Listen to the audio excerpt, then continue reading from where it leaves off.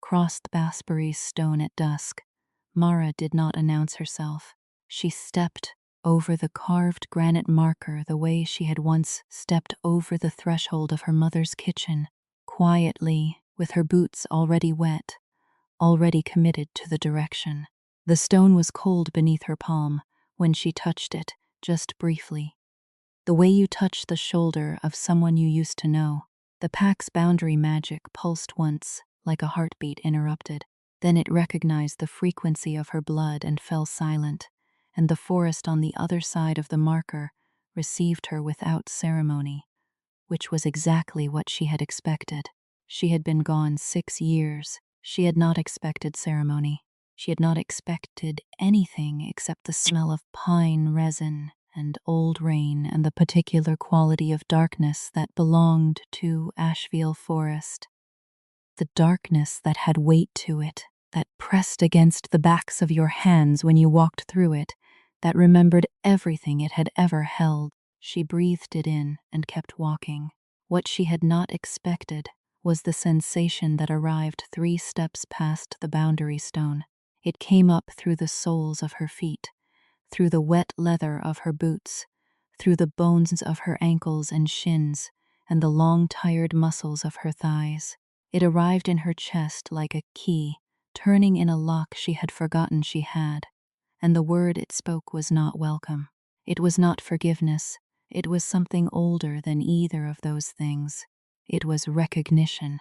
The land knew her, and 6 years of absence, 6 years of someone else's pack and someone else's forest, and the long, hard education of surviving without a name had done nothing to change what she was to this particular soil. That was the first thing that frightened her. She kept walking anyway. Mara had learned in 6 years to keep walking anyway. It was the only skill she had cultivated with any consistency. Everything else, her healing gifts, her knowledge of bloodlines and pack law, the way she could read weather in the behavior of birds 3 days before a storm arrived. All of that had grown and sharpened and expanded in ways she was still, on certain mornings, surprised by. But the walking was the first thing she had learned, in the week after she was put out of Ashveil, with nothing but a travel pack and a formal declaration that she no longer existed. And it was the skill she had returned to most reliably in the years since. You keep walking. You don't stop to feel what the land is telling you. You put one boot in front of the other and you let the destination do the work of justifying the journey. Her destination was the den of Rowan Ashford's second pack healer, a woman, Bryn, who had sent a message 3 weeks ago through channels so deliberately obscure that Mara had taken the indirection as its own kind of message. Not a summons, not an order, a request carefully phrased from someone who knew the difference. The message had said, "There is a child who will not survive the winter without intervention, and you are the only intervention I can imagine." Mara had read that message 4 times. She had folded it and placed it in the inner pocket of her coat against her sternum, and she had spent 3 days arguing with herself, and then she had packed her kit and begun the journey north, not because she had forgiven anything, not because 6 years had softened the edges of what had been done to her, but because there was a child, and because the child had nothing to do with old wrongs, and because Mara's gifts were not hers to withhold out of pride. That was what she told herself. She told herself it in the mornings when she woke in roadside inns, and the smell of pine resin drifted through the window, already promising the north. She told herself it at the boundary stone, when her hand found the carved granite and the magic pulsed, and her chest did something complicated and private. She told herself it now, 3 miles inside Ashveil territory, with the land speaking steadily through the soles of her feet, and the dark pressing close, and the knowledge that tomorrow, or the day after, or whenever she finally reached the village at the forest's heart, she would be visible in a place that had once decided she did not exist. She told herself it, and she kept walking, and the forest held its breath around her, and somewhere deep in the territory's old bones, something she could not name was paying attention. 6 years earlier, on a night in early spring, when the snow was still melting off the high ground, and the whole pack had gathered in the ceremonial clearing for the bloodline assembly, Mara Voss had stood in the second row of Omega-ranked attendees and tried to make herself small. She was good at it by then. She had been practicing since she was 12. When the first assessment had come back with results that no one in her family line had expected, and the word Omega had settled around her shoulders like a cloak, someone else had chosen, and she had no right to refuse. Her mother had not been unkind about it. Her mother had been many things, but deliberately unkind was not among them. She had simply gone quiet in a way that communicated everything the kindness concealed, and she had said, "Well, you will find your place." And Mara had understood that finding her place was the polite way of saying that her place would not be the one that had been assumed for her, because the Voss line did not produce Omegas. The Voss line had been alpha adjacent for 4 generations, had held healers and battle seconds, and the kind of low-ranking but essential figures that every strong pack needed at its margins. They had never produced an Omega.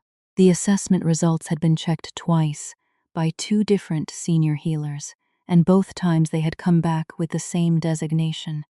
And Mara had watched her mother's face do the quiet mathematics of recalibration and had understood, at 12, that she had changed the shape of her family's future simply by existing the way she existed. She had tried to be useful anyway. She had worked harder than any Omega her age was expected to work. She had learned the healing arts from her aunt, who ran the pack's infirmary with the methodical precision of someone who had decided that competence was its own kind of status. She had studied bloodlines and pack law, not because anyone asked her to, but because knowledge was the one thing no assessment could take from her, and she had wanted something that was hers. She had learned to read weather and land signs, and the subtle behavioral grammar of pack dynamics, and she had become, by the time she was 22, quietly indispensable in ways that no one formally acknowledged, but everyone informally relied upon. She had also, without planning to, become the kind of person the land noticed. That was the part she had never been able to explain to anyone. The part that had started at 15, when she had gone out alone one morning before dawn and walked the boundary of the territory the way she had seen the Alpha's ritual attendants do during formal ceremonies. And the boundary magic had responded to her the way it responded to them, with that particular pulse, that heartbeat interruption, that recognition. She had not told anyone. She had gone home and helped with breakfast and said nothing, because she had learned already that the gap between what she actually was and what her designation said she was would only ever be a source of confusion, and confusion was rarely kind. The bloodline assembly, that spring night 6 years ago, was not supposed to be a night of revelation. It was a formal gathering required by pack law every 5th year, at which all blind records were publicly confirmed. The pack's lineage map was read aloud by the Alpha's record keeper, and the assembled wolves reaffirmed their ranks and allegiances. It was bureaucratic and important, and for most attendees, deeply boring. Mara had attended the previous 2 as a child, standing with her family, not paying much attention.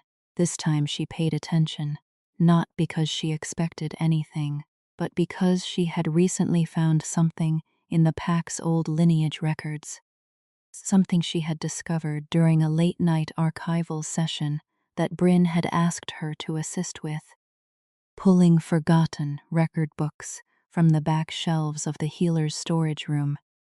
And she had been carrying the knowledge of it for 3 weeks, not knowing what to do with it, turning it over in her mind the way you turn over a stone that is heavier than it looks. She had found, in a record book so old the ink had faded to the color of rust, a lineage entry for a bloodline called the Mara Voss line, which was listed as a cadet branch of the primary Voss family. This was not unusual. The Voss family had cadet branches. What was unusual was the notation beside the Moro Voss entry, written in a different hand from the surrounding text, in the cramped and specific shorthand used by pack record keepers who wanted to document something without drawing attention to it. The notation said, "Gift line. Suppressed at council request. Generation 3 forward. For reasons of political stability. See Ashveil Compact. Annex 7. Mara had not been able to find Annex 7. She had looked for 3 weeks. She had gone back to the storage room 4 times, pulling boxes and old ledgers and rolled documents as that crumbled at the edges. She had found references to the Ashveil Compact, but not the annex itself, which had either been removed deliberately or stored somewhere she had not yet reached. What she knew. Gift line was a term used in the oldest pack histories to describe bloodlines that carried a specific form of magical ability, distinct from the general wolf gifts of strength and bond sense. The gift lines were old. Most of them had died out or been absorbed into the general pack population over generations until the specific gift became too diluted to manifest. A few had been deliberately suppressed. The old records were cagey about why, but the Ashveil Compact was the founding document of the pack's political structure, drawn up 200 years ago after a period of internal conflict that the official histories described in vague and diplomatic language. 200 years, she had noted that. She had stood in the second row of the Omega-ranked attendees and watched the record keeper read from the lineage map, and she had waited for the Voss entry, and when it came without the Moro Voss cadet branch. The cadet branch was not listed. It had been, at some point between the old record book and the current ceremonial document, excised, and standing there in the cold spring air with the torchlight on the faces of the assembled pack. And the Alpha, Rowan Ashford, seated in the formal chair at the ceremony center, she had felt the weight of what she was carrying become suddenly, specifically heavier, because the Alpha, she noticed, was watching her, not broadly, not the way an Alpha swept his gaze over his assembled wolves as a matter of authority and performance. He was watching her with a particular focused stillness. And when their eyes met, something happened in the air between them that she had no category for. And she looked away first, and her chest did the complicated private thing it had been doing more and more often in recent months when she was close to him, which she had been working very hard not to examine. The Alpha of Ashveil was Rowan Ashford, and he had held the position for 4 years, having taken it from his father at 26 under circumstances that the pack spoke of in lowered voices. He was not a cruel Alpha. He was not, as far as Mara could observe, a petty or vindictive one. He was precise. He was deeply serious about pack law and pack welfare in ways that occasionally read as inflexibility, but more often proved to be the kind of rigorous care that kept a pack healthy in difficult seasons. He had never spoken to Mara directly. Their ranks made direct speech uncommon, but she had been in his vicinity often enough through her work in the infirmary and her role in the archive work Bryn organized to have formed a clear impression of him. And the impression was not of someone she feared. The impression was of someone she thought about too much, and had been carefully not examining why. The bloodline assembly ended without incident. The lineage map was completed. The allegiances were reaffirmed. The pack dispersed to the gathering fire, where the ceremonial meal was already being laid. Mara was helping carry benches when Councilwoman Aldra found her. Aldra was 60, silver-haired, and the most senior member of the Ashveil Council. She had been a fixture of pack governance for as long as Mara could remember. She had always been, in Mara's experience, cold in the specific way of people who have decided that efficiency and warmth cannot coexist. She looked at Mara now with an expression that was not quite displeasure, and not quite surprise. And she said, "Come with me." And Mara had set down the bench she was carrying and followed, because when the senior councilwoman said, "Come with me," you came. They went to the council chamber. 2 other council members were already there. The door closed behind Mara, and Aldra sat in her chair at the council table and folded her hands and said, without preamble, "We know what you found in the archive." Mara said nothing. Aldra said, "The Marovos records are sealed. You were not authorized to access them." Mara said, "I was authorized to access the storage room. The records were not labeled as sealed." Aldra said, "They should have been. That is an administrative failure that we will address. But it does not change the fact that you have accessed information that has been under Council's seal for 6 generations, and that you therefore know things that the Council has a legitimate interest in managing." Mara understood then what was happening. She understood it with the particular clarity that came from having spent years becoming skilled at reading the behavioral grammar of pack dynamics. She understood that the Council was not concerned about administrative procedure. They were concerned about what the information meant, and what it meant for her specifically, and what she might do with it. She said, "I found a notation. I don't have Annex 7. Aldra's expression shifted almost imperceptibly. She said, "No, and you will not be finding it." Mara said, "May I ask why the Marovos line was suppressed?" Aldra said, "No." There was a pause.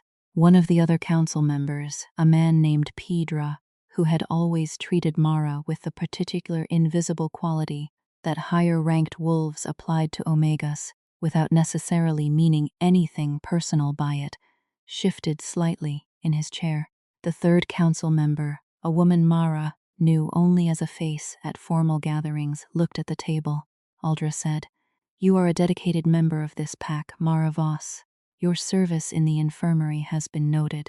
However, the Council has determined that your continued presence within the territory represents a risk to information security that we cannot responsibly maintain.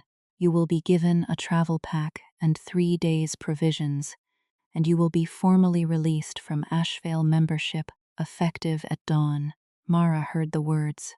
She heard them the way you hear very loud sounds. Clearly, completely, with the specific, strange distance that comes from the volume being beyond what you expected. She said, "On what grounds?" Aldra said, "Breach of archival protocol." The room was quiet.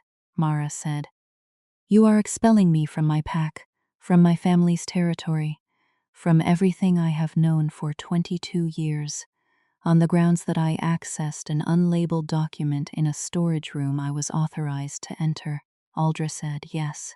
Mara looked at the council members one by one. Pedder did not meet her eyes. The third woman continued to look at the table. Aldra met her gaze with the composed certainty of someone who had made this decision before the meeting began. Mara did not cry. She had cried once, at 12, when the word Omega had settled around her shoulders, and she had decided afterward that crying in front of people who had just reduced you was a gift you did not have to give them. She said, "Does the Alpha know?" Aldra said, "The Alpha is informed from council decisions. Not yes, not he approved it. The Alpha is informed." It was the careful language of someone navigating a truth they did not want to speak directly. Mara filed that away. She nodded once, and she stood, and she left the council chamber with the same unhurried quality she had brought into it, because she was not going to give them the satisfaction of watching her run. She packed that night.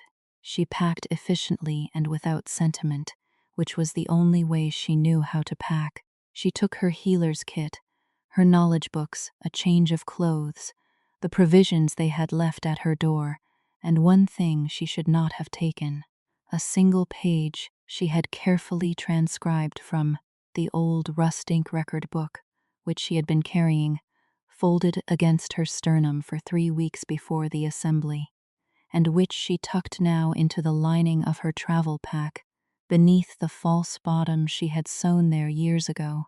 for no reason she had been able to articulate at the time.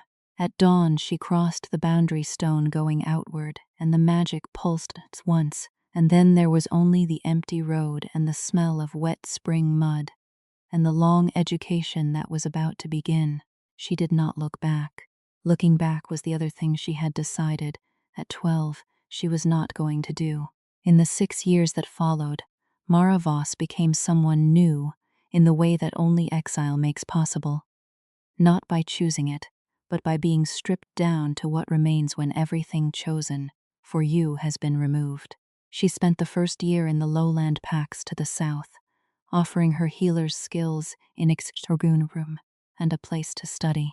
She was not welcomed warmly because she carried no formal pack affiliation and the marks of an Omega designation, and lowland packs had their own hierarchies and their own suspicions, and a young woman traveling alone with a healer's kit and no sponsors was a person to be used rather than valued. She understood this and adjusted accordingly. She learned things in that first year. She learned that her healing gifts were stronger than she had been allowed to discover inside Ashveil, where Bryn had been her supervisor, and the scope of her practice had been confined to what was appropriate for her rank. In the south, with no rank to constrain her, she found the edges of what she could do. And the edges were considerably farther than she had believed. She learned to lay hands on a wound and feel the specific character of the damage, not metaphorically, but literally with her palms, the way a carpenter reads grain in wood.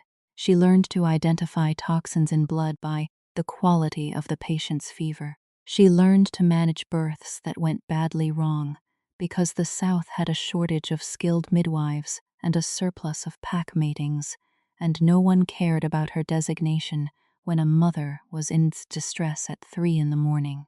She also in the evenings continued her research.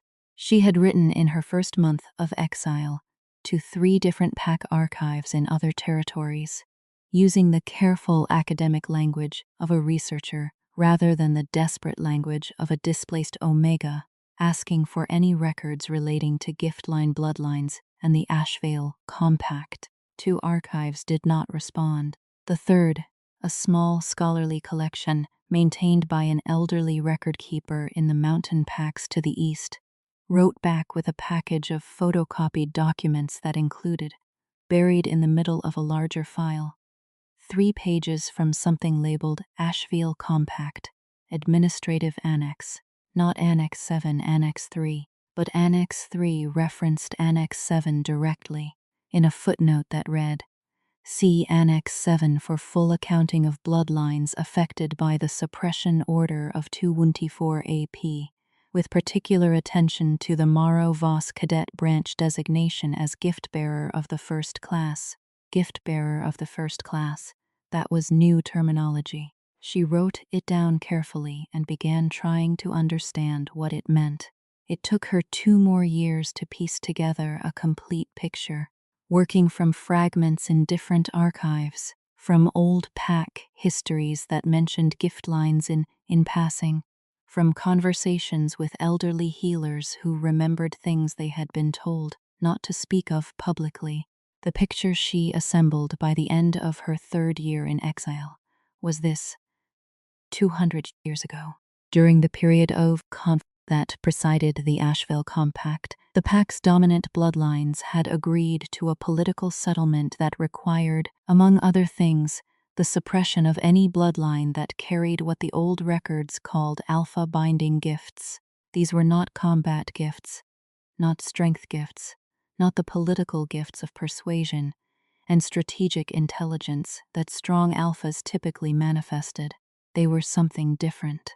The old records described them in terms so metaphorical that Mara had initially dismissed them as ceremonial language. Things like, "The wolf that bows to none will bow to the gift-bearer. The land recognizes what the council will not name. The boundary remembers what the bloodline forgets. The wolf that bows to none will bow to the gift-bearer." She had read that line 50 times by the end of her 3rd year.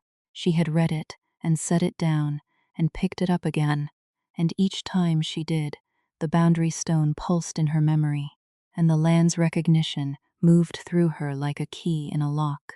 The Ashveil Alpha's wolf, the specific spirit aspect of the Alpha bloodline, which was not a metaphor but a real documented phenomenon in the oldest pack magic records, had not submitted to any external force in 200 years. This was considered a mark of the bloodline's strength and the Alpha's independence. It was documented as a point of pride in the formal pack histories. The wolf bows to no one. The Silpha's authority is sovereign within his territory and second to none outside it, except the old records, the ones predating the compact, told a different story. The Alpha's wolf was designed to bow. It was designed to recognize its mate through the act of submission, and the mate it was designed to recognize was a gift bearer, not any wolf, not any mate, specifically a gift bearer, specifically of the first class, specifically from the bloodlines the compact had suppressed. The political logic was, once she saw it, horrifyingly straightforward. If the Alpha's authority depended on his wolf's refusal to bow, and the wolf could only be made to bow by a gift bearer, then suppressing the gift-bearing bloodlines permanently removed the only mechanism by which any future Alpha could be made accountable to someone outside the existing power structure. The compact had not suppressed the gift lines for political stability in any neutral sense. It had suppressed them specifically to protect Alpha authority from the check that the gift bearers represented.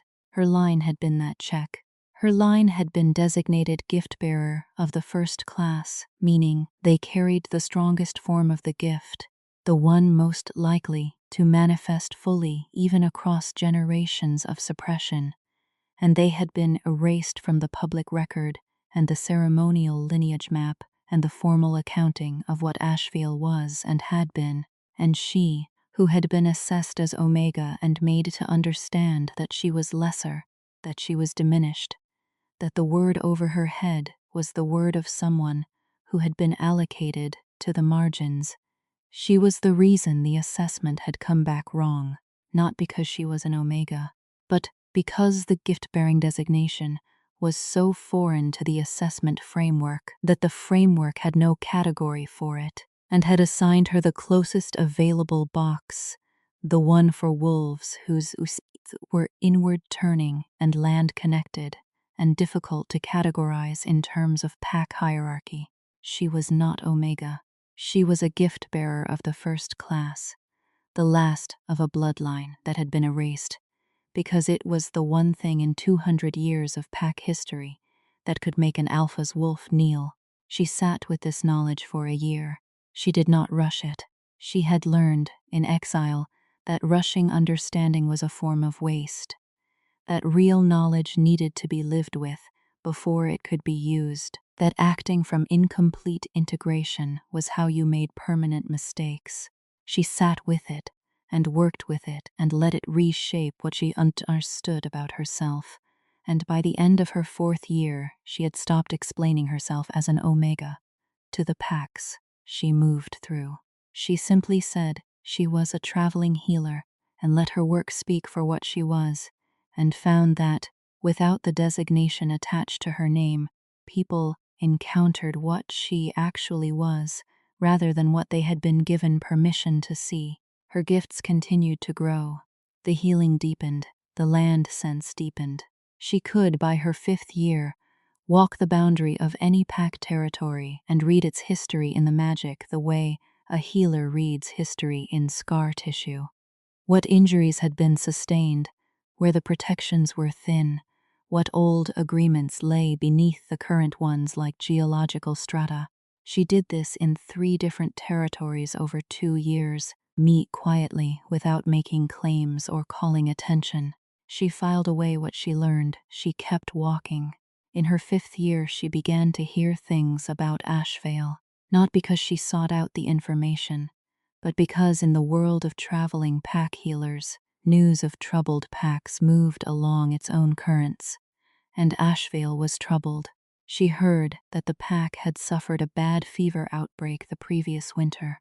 She heard that Bryn was aging and that the infirmary was understaffed.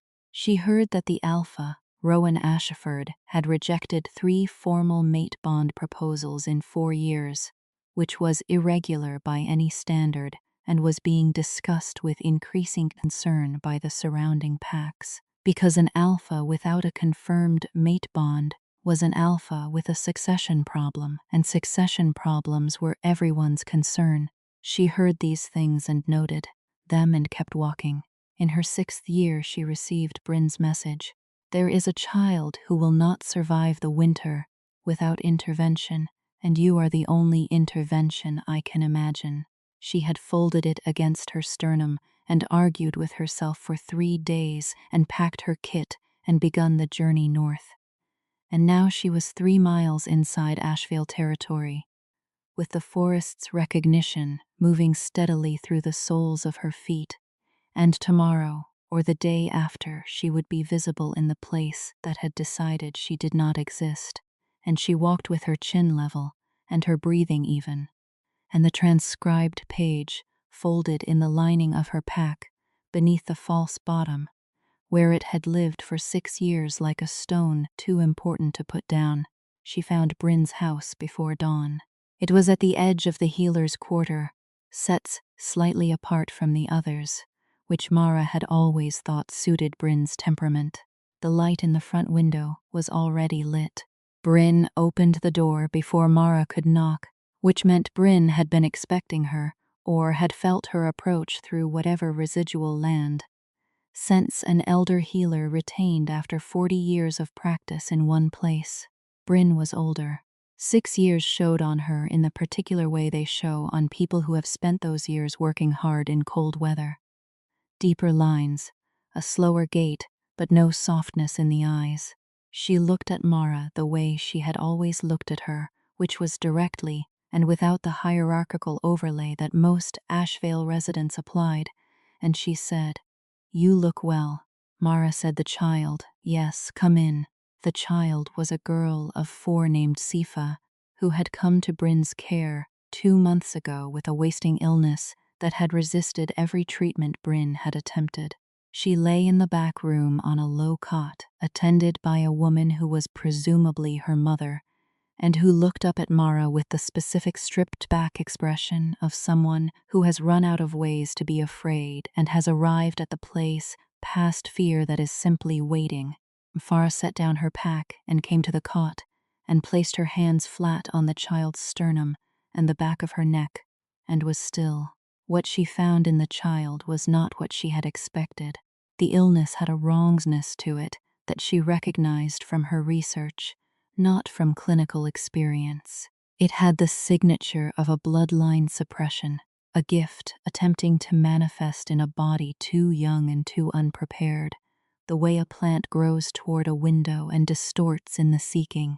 The child had a gift that had not been named, had not been tended, had not been given the language it needed to become itself, and was turning inward in the absence of that naming and consuming the body that housed it. She knew how to treat this.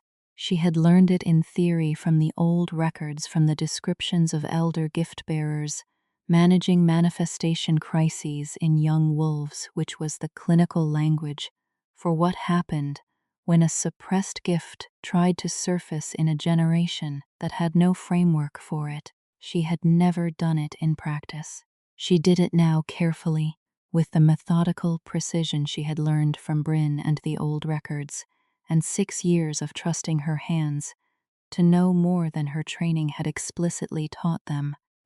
And by the time the window showed gray, with early morning the child's breathing had eased, and the particular wrongness had resolved into something quiet and potential, like a seed stopped mid-failing and given back its moisture. She sat back on her heels, and her hands were shaking slightly, which was normal after extended work, and Bryn was watching her from the doorway with an expression she could not read.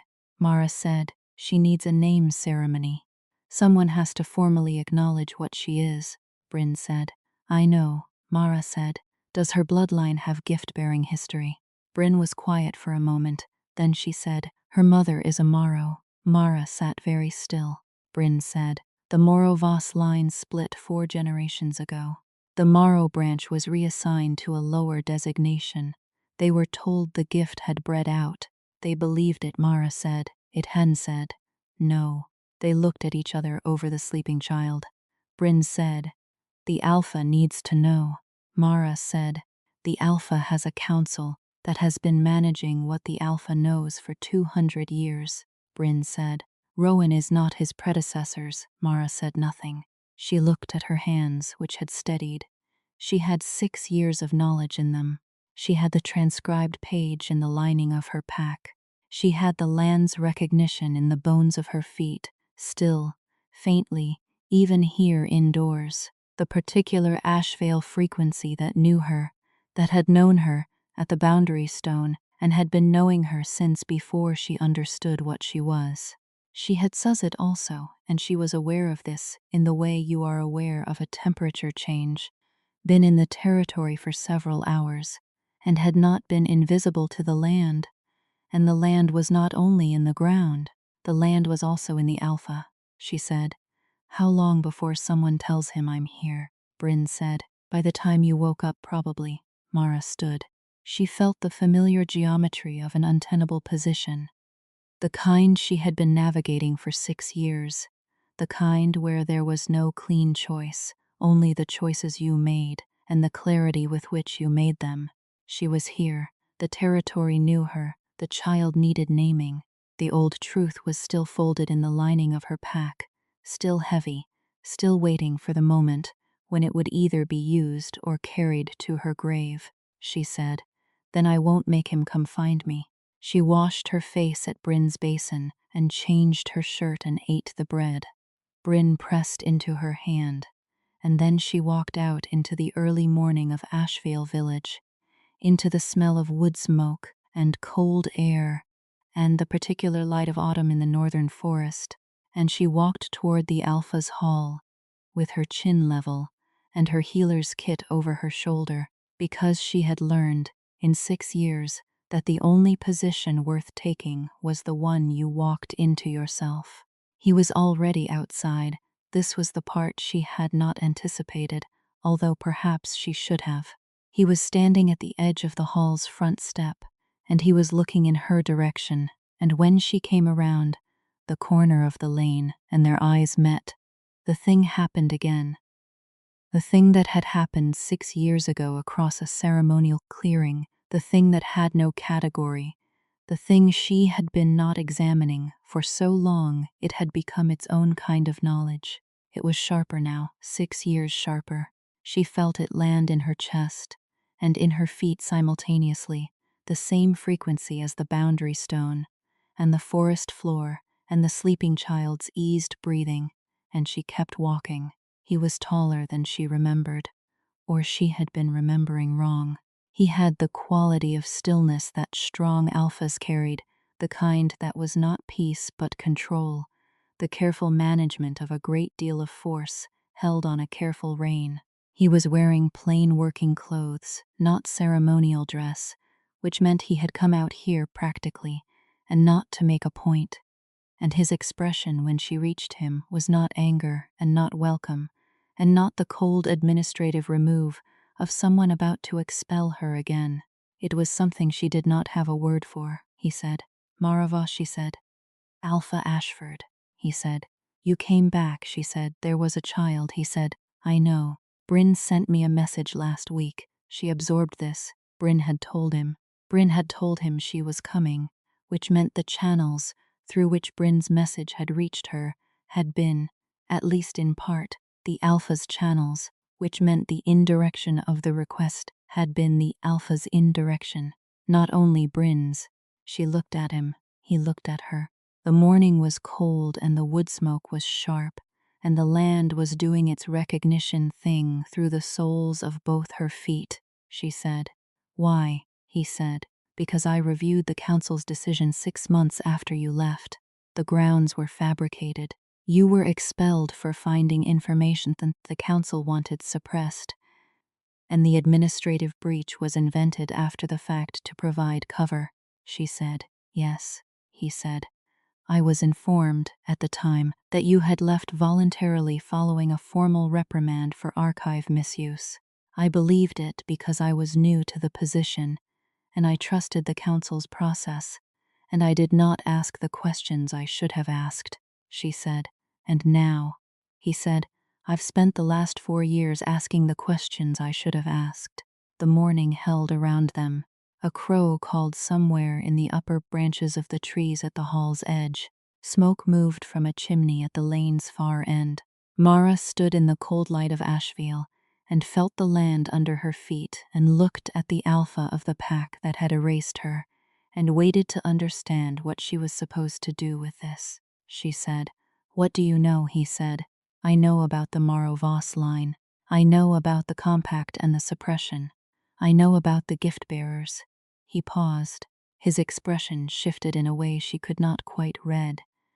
Inward, briefly, the way very contained people look when something surfaces that they have been containing for a long time, he said. "I know that my wolf has not bowed in 200 years. The cold air was very still," she said. "And," he said, "and 2 days ago, when Bryn told me you had crossed the boundary, my wolf bowed." She heard this. She heard it with the strange, clear distance of very loud sounds, the same quality as the council chamber 6 years ago, but with opposite valence. Not reduction, not the word over her head becoming smaller, but something expanding, something unlocking, the key in the chest, lock turning, not once, but over and over, as though there were many locks, and she had not known about most of them. She did not say anything for a long moment. He said, "I'm not telling you this to claim something from you. I'm telling you because you deserve to know what it means, and because I think you've known some version of it for longer than I have." She said, "Since I was 15. He said, "The boundary stone." She said, "Yes." He looked at her with the specific attention of someone who has been paying attention for a long time from too great a distance, and is now finally close enough for the attention to be mutual. The authority in him was real. She had always known it was real. It was not performed. It was not hierarchy asserting itself over her. It was the genuine weight of someone who carried a great deal and had gotten, over 4 years of hard questioning, much more serious about how he carried it. She said, "There is a child who needs a name ceremony. Her name is Sepha, and she is a Morrow, and her gift nearly destroyed her because no one gave it language. That is the most urgent thing." He said, "Yes," she said. "After the child, there are other things I need to tell you. About the compact and the Annex 7 records, which I have been carrying for 6 years. He said. "I suspected as much," she said. "You suspected I had them." He said. "I suspected you were the kind of person who would have thought to take them." She looked at him for a moment. Something in the set of her shoulders changed. Not relaxing, exactly, because she was not ready to relax, but shifting, the way a held breath releases not all at once but in increments. She said, "The council," he said. "The council has 3 members who have served since before I became Alpha, and those 3 members have, for 4 years, answered my questions about the suppression and the compact with a combination of denial and procedural obstruction that I have been too careful and too deliberate about responding to," he said.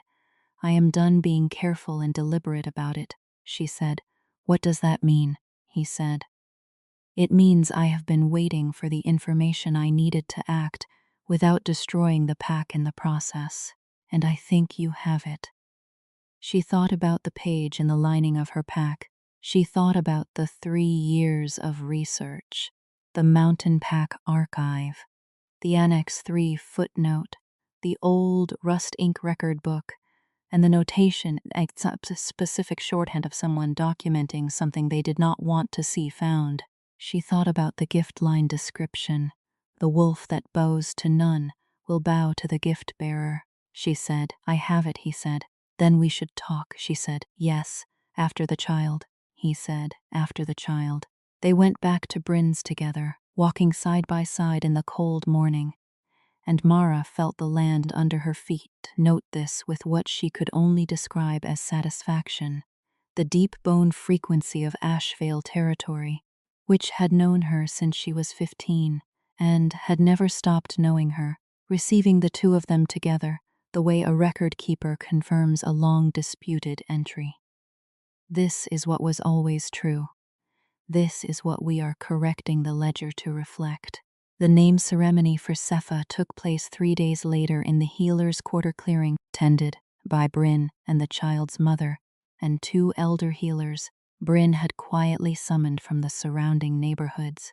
Mara led it, because she was the only gift-bearer in the territory who could do it correctly, and because the Alpha had formally asked her to, and because the child deserved it. Sepha sat in the center of the clearing in a patch of October sunlight, wrapped in a blanket, still thin but no longer translucent, and Mara knelt before her and placed both hands on the child's temples and spoke the old words of acknowledgement, not the ceremony words, which had been lost with the gift line suppression, but the words she had reconstructed from the fragments in the archives, patient word by patient word over years, evenings, as though she had known she would need them someday. The clearing responded, the land responded. Mara felt the gift line frequency move upward from the soil through her knees and her palms and into the child, and the child's eyes went wide, and she said something in a very small voice that was not quite words and not quite sound, and then she laughed, which was the most ordinary and exact thing Mara had ever witnessed in a magical context, and the elder healers around the clearing made low sounds of acknowledgement, and Bryn said nothing, but her eyes were bright. Afterward, Rowan Ashford, who had stood at the clearing's edge throughout, came forward and knelt beside the child and looked at her with the direct, careful attention he brought to everything, and he said to her, "This pack sees you," and the child looked at him with complete seriousness and said, "I know." Mara, watching, felt the lock in her chest turn again. That evening she and Rowan sat in the healer's main room with the fire built up, and Bryn ostentatiously occupied elsewhere, and Mara took the pack lining apart with a small knife and removed the page she had been carrying for 6 years and set it on the table between them. She talked for a long time. She told him about the Morrow Voss notation and the rust ink record book and the 3 years of archive research and the Annex 3 footnote. She told him about the alpha binding gifts and the political logic of the suppression and what the original function of the gift bearers had been in the pack structure before the compact erased them. She told him what gift bearer of the first class meant in the old records and what it meant for her specifically, and she did not soften any of it because she had not traveled 6 years and carried a page in a pack lining to soften the truth now that she was finally in the room where it could be received. He listened in the way that very still people listen, completely without interruption, with the quality of attention that is rare enough in anyone that Mara registered it consciously. He asked 3 questions, all of them precise. He did not express surprise at the shape of the suppression, which she took to mean he had gotten closer to the full picture than she had initially estimated. He did look, briefly, like someone absorbing a weight that had been coming for a long time, when she laid out what the gift-bearer's function meant for the Alpha's accountability. That the bowing was not submission in the political sense, but recognition in the magical one. That the wolf's acknowledgement gift-bearer was the original mechanism by which the land confirmed a mating, and that 200 years of that mechanism being removed from the pack structure had resulted in 200 years of alphas, whose authority had no counterweight. He sat with that for a long moment. Then he said, "What do you want?" She had been waiting for this question. She had been waiting for it since the boundary stone, since Bryn's message, since the first year of exile, when she had packed her kit and walked south and begun the education that had shaped her into something the old assessment had no language for. She had been preparing her ancestor in one form or another for 6 years, she said. I want Sepha's bloodline formally restored to the pack record. I want the Marovos cadet branch reinstated in the lineage map, and the suppression documentation added to the public archive with full context. He said, Yes, what else? She said, I want the 3 council members who fabricated the grounds for my expulsion to be formally identified and removed from their positions by pack law process, not quietly retired. He said, Yeah, what else? She said, I want Annex 7 found and read publicly at the next Bloodline Assembly, whatever it contains. He said, I've been trying to find Annex 7 for 3 years. I think Aldra destroyed it, she said. Then we reconstruct it from the fragments. I have most of it, across the documents I've collected. It will take time, but it can be done, he said. What else? She looked at him. The fire was low, and the room was warm, and outside the forest was doing the thing it had been doing since she arrived. That steady recognition, that frequency of acknowledgement, that geological patience of a land that had been waiting for a ledger correction for 200 years. She said, I'm not asking you to reinstate me. I'm not asking to come home because I was wrongly expelled, and the expulsion should be reversed. I'm telling you what I want for the pack. What I do after that is mine to decide, he said. That is not the same as what I want, she said. I know, he said. My wolf has been bowing for 4 days, Mara. It has been 6 years since you left, and my wolf waited until the boundary stone registered your return, and it has not stopped since. I'm aware that you have the right to walk away from this territory with the page in your pack and never come back and build the life you built in exile in whatever direction you choose. I'm not telling you what you have to do. I'm telling you what is true, she said. The bond is not a compulsion. He said, No, it is not a compulsion. It is a recognition. The fire settled, a log shifted. Mara looked at her hands, which had been carrying things for 6 years. Her kit, her knowledge, the page, the walked miles, the quiet dignity of someone who had been reduced and had refused to be defined by the reduction. She said, I have not unpacked my kit. He said, I know. She said, I'm not certain this is where I land, he said. I'm not asking you to be certain. I'm asking you to stay until the child is fully recovered, and the council process is completed, and the lineage map is corrected. After that, whatever you decide is yours, she said. And if I decide to go, he said, then I will have spent whatever time you give this pack doing the work that should have been done 200 years ago, and the pack will be different for it, and you will have been the reason. And that is not nothing. She looked at him for a long moment. The fire moved on his face. He was very serious in the way he was always serious, the way she had observed from the careful distance of the wrong rank for 6 years, except there was no wrong rank now. There was only the room and the fire and the page on the table between them and the wolf that had been bowing since the boundary stone and the land outside, doing its patient geological accounting. She said, I'll stay through the council process, he said. Good, she said. I'll make no promises past that, he said. That is your right, she said, and I'll sleep in the healer's quarter. Not the hall, he said, wherever you choose. She nodded. She folded the page and did not return it to the lining of her pack. She set it on the corner of the table instead, deliberately, with the intention of leaving it there.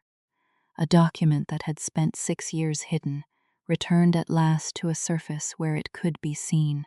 The weeks that followed were the strangest of Mara's adult life, which was saying something after 6 years of the life she had lived. She worked in Bryn's infirmary every morning and met with Rowan every afternoon in the hall's record room, where they were systematically building the reconstructed version of Annex 7 from the fragments she had collected across 6 years of archives. The work was painstaking and exact, which she did not mind. She had always preferred painstaking to approximate. Bryn assisted when she was available. 2. younger record keepers who had come to work with the particular zeal of people who have recently discovered that the history they were taught contained deliberate holes, pulled materials and cross-reference sources, and treated Mara with the specific combined reverence and professionalism of people who were still recalibrating their understanding of what she was. The 3 senior council members, Aldra, Peder, and the third woman, whose name was Pfennig, were formally notified that a PAC law review of their administration had been initiated. Aldra responded with the composure of someone who had known this was eventually coming and had prepared her position accordingly. Peder went quiet in the specific way that indicated he was calculating how to minimize his own exposure. Pfennig asked to speak with Mara privately, and Mara declined because this was not a conversation that should happen privately. Sifa recovered. She grew visibly stronger over the weeks, with the particular resilience of children who have been very ill and have come through it to find themselves different on the other side. A little older in the eyes, a little more careful, carrying something that had weight but was not burden. She visited the infirmary every other day, ostensibly for checkups. Actually, Mara suspected, because she had decided that Mara was interesting and proximity to interesting things was the correct use of a recently uncropped life. She asked questions with the directness of a 4-year-old who had not yet learned that adults prefer to have fewer questions directed at them, and Mara answered them with the same directness, which seemed to be exactly what the child wanted. Her mother, whose name was Tasca, told Mara one afternoon that the Morrow family had known, in a dim and unspoken way, that something had been taken from them, that there was a story her grandmother had told, not as history, but as a kind of family weather, a heaviness around certain topics, a way of not speaking about what certain people in the line had been, a sense of something that should have been there and wasn't. She said, "I didn't know what to do with it. We just carried it." Mara said, "That's what you do with things that were taken from you before you had language for them. You carry them until someone gives you the language." Tasca was quiet for a moment. She said, "Is that what happened to you?" Mara said. The nights in the healer's quarter were cold and quiet, and Mara slept in a way she had not slept in years. Deeply, without the traveler's half-attention that had become habitual, the part of her that had always been listening for the next departure. The forest was present at the edges of her sleep, the boundary magic's frequency gentle and constant, like someone keeping watch. She was not certain whether she was guarding herself or whether the territory was doing the unguarding for her. On the 5th week, she walked the full boundary of Ashveil territory, not because she was asked to, not as a formal ceremony, simply because she wanted to know the current state of it, and because the land wanted to be known by her, and because 6 years away from something that knows you is a long time, and there were things to relearn on both sides. She walked for 2 days. She slept one night in the open, under the pines on the eastern ridge, with the frost making lace on the fallen leaves around her and the stars very clear through the branches. She lay on her back and looked up at them and felt the old familiar question, not the anxious one, not the exile's question of where do I belong, but the patient one, the one she had been carrying since she was 15, and the boundary stone first recognized her. What am I for? What is this that I carry? What does it ask of me? She thought she had an answer now, not a complete one, but the shape of one. She was not for the council's management of information. She was not for the political stability of bloodlines that had purchased their stability by erasure.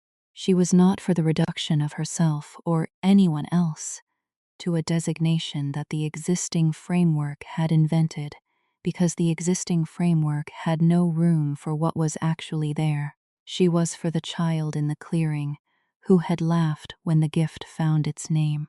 She was for the 200 years of wolves who had been born without the mate bond's true mechanism, and had lived their whole lives in the absence of what should have been possible for them.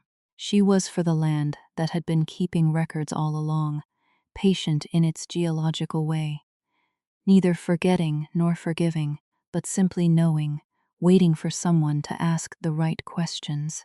She was also, in a way, she was finally willing to acknowledge.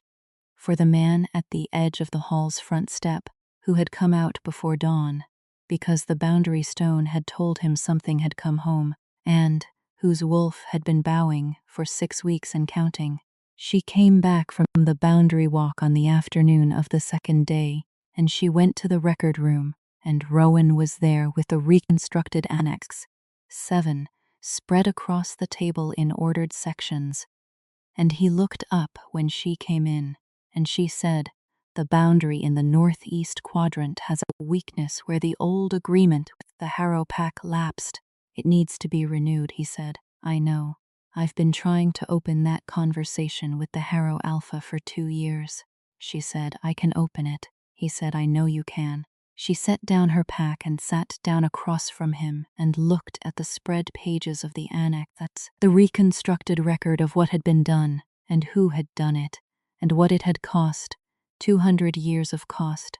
Children who failed, and wolves who bowed to no one, and alphas who had no counterweight. And she said, "The Bloodline Assembly is in 2 months." He said, "Yes," she said, "I'll be here for it." He looked at her with the particular quality of attention that she had finally stopped trying to categorize and had simply started allowing to be what it was. He said, "Good," she said. "I'm not making promises," he said. "I'm not asking for them," she said. "But I'm staying for now, and I'll set my own terms when I'm ready to set them," he said. "Yes," she said, "and I'll sleep in the healer's quarter until I decide otherwise," he said quietly, with something in his voice that was not quite amusement but was adjacent to it. "Wherever you choose." She looked at him a moment longer. The fire in the record room's small grate was the same fire as every evening. Ordinary, warm, doing the work fires do. The land outside was doing its steady accounting. The pages on the table were the long history of a wrong being corrected by patience and exactness, and the refusal to let the documents disappear entirely. She said, "I'm going to check on Sepha." He said, "She was asking about you this morning." She said, "She's always asking about something," he said. "She asked me how long you were staying." Mara was quiet for a moment. She picked up her healer's kit. The pack lining was unstitched now, the false bottom removed, the page no longer hidden. There was nothing hidden anymore. It was a strange lightness, after 6 years, to be carrying only what she actually owned. She said, "What did you tell her?" he said. "I told her I didn't know. I told her it was Mara's decision," she said. "Good answer," he said. "I thought so."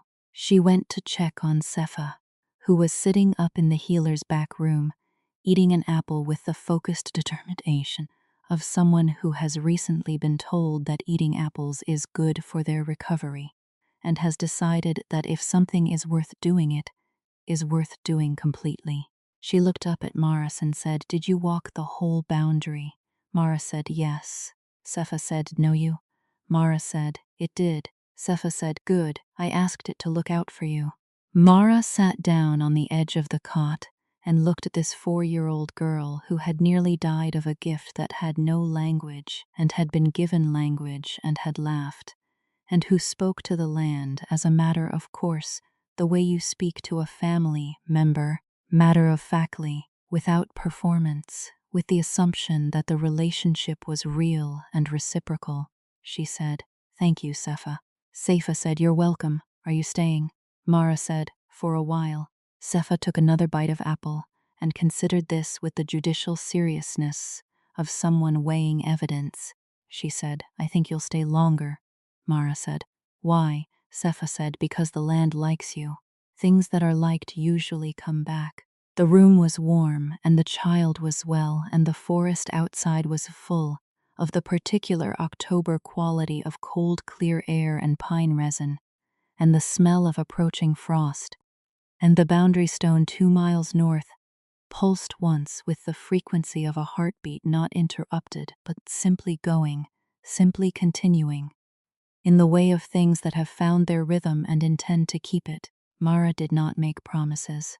She had not made promises in 6 years, and she was not going to start, because a 4-year-old asked her a direct question.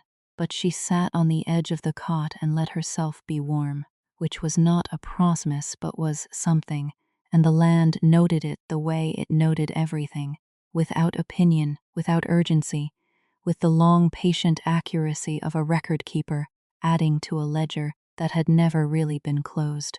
At the Bloodline Assembly, held in the ceremonial clearing on a night in December when the snow had come early and the torches made halos in the cold air, Rowan Ashford read the reconstructed annex, 7 aloud in his alpha's voice, without apology and without hedging, while the full assembled pack stood in the torchlight and listened.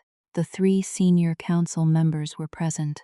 Aldra stood in her place with the composure of a woman who had decided to receive what was coming with the dignity of someone who had held power for a long time and understood that its ending was a thing that happened. Pedder looked at the ground.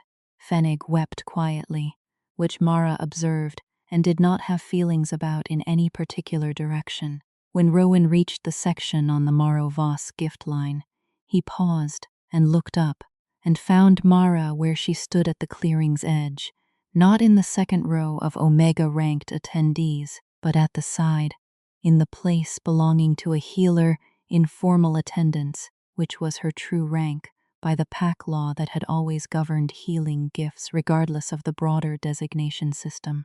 She wore her healer's sash. She had her kit at her feet. She looked back at him across the clearing and across the assembled pack and the torchlight, and she was quiet in the way she had always been quiet. Not the quietness of someone hiding, but the quietness of someone who is exactly where they are. He read the section. He read it all. He read the gift-bearer designation and the function and the suppression and the political logic, and he read the phrase from the oldest records that she had memorized years ago on a winter evening in a mountain pack archive. The wolf that bows to none will bow to the gift-bearer, and in the silence that followed, his wolf bowed, not metaphorically, not as ceremony. The assembled pack felt it, that particular resonance that passes through a gathered group when pack magic manifests in a way that cannot be interpreted or minimized, the way you feel a very large sound in your bones before you hear it in your ears. Several people made low involuntary sounds. Bryn, near the front, smiled. Tasca, standing with Sifa on her hip. Sepha, who had worn her best dress and eaten 2 apples in preparation, and who was now watching everything with huge and satisfied eyes, pressed her free hand flat against her sternum as though steadying herself against the wave of it. Mara stood at the clearing's edge and received the recognition the way she had learned, over 6 years, to receive everything that was true about her, without performance, without rushing to claim or minimize, with the steady patience of someone who had carried a thing long enough to know that the moment of setting it down was not the end but the reorientation, the turn toward what comes after the carrying. She had not made promises. She made them then, not to the pack, not to the ceremony, to herself, which was the only place promises had ever held. She said nothing aloud. She did not need to. The land was already accounting for it, steady and geological and accurate, and the child on her mother's hip was already grinning, and Rowan Ashford, across the clearing, was looking at her with the attention he had been paying from the wrong distance for years, and was now paying from the right one. And the torches made halos in the cold December air, and the wolf that had not bowed in 200 years held its position, not in submission, but in recognition, in the specific and unrepeatable acknowledgement of what had always been true about her, which was not something given or taken or decided by a council, but something that had been in the soil under feet since she was 15, waiting for her to stop walking away from it and simply, finally, let it be seen.